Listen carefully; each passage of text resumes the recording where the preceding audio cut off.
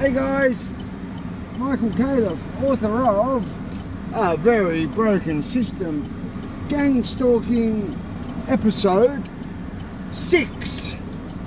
So, where were we? Oh, that's right.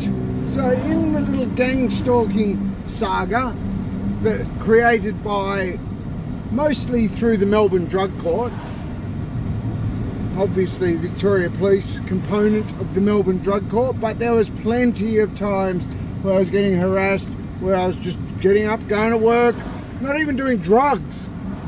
They were trying to get me to trip over. Literally, that was our police. That was the sons of the motherless goats. They were going to try, question the force, will you?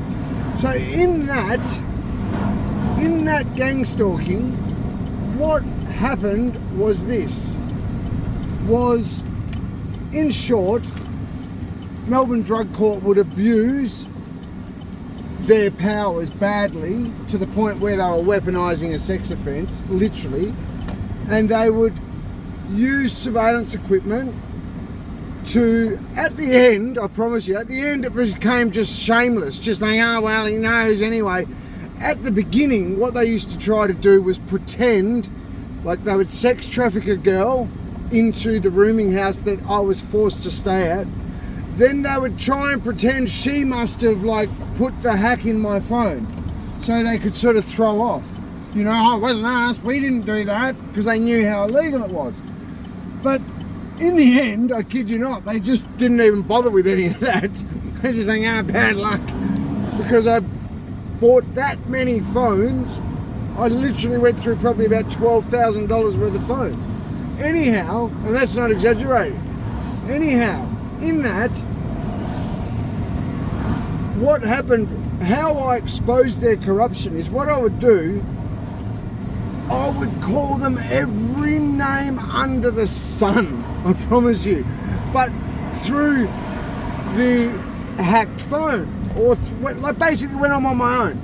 So I'm just driving along, nobody can hear anything, bar the only people that could hear it are people who are doing me wrong, basically.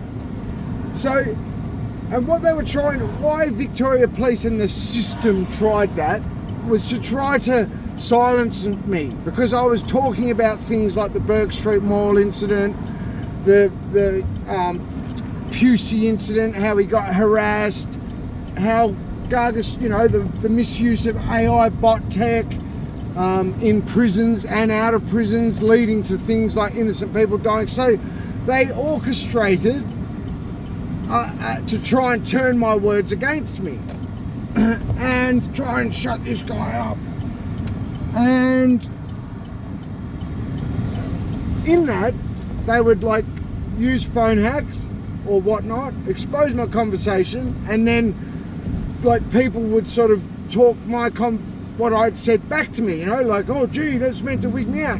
Anyway, what I started doing because I knew the corruption involved, I started calling them every name under the sun. And that is how I figured out the corruption, because they were that bamboozled. They thought what they were doing, hey, if he's talking like that, we must be right to do. No, mate. No, you got. I set you up a beauty. I called you every name under the sun, all manner of profanities, to expose the people who were behind the hacks. And when it turns into mainstream media, magistrate pappers, the Melbourne Drug Court, things started getting pretty deep, mate. The prison system, corrupt police officers and their dog drug dealing friends, things got pretty bad. And that's how I exposed the corruption in Victoria. Literally. The only problem is for now, we haven't managed to get the mainstream media to talk about it, which you'd have to ask them why and how they are well aware that every single word I've said is accurate and bang on the money, but they don't want to expose it. I don't know. You'd have to ask them. Speak soon, guys.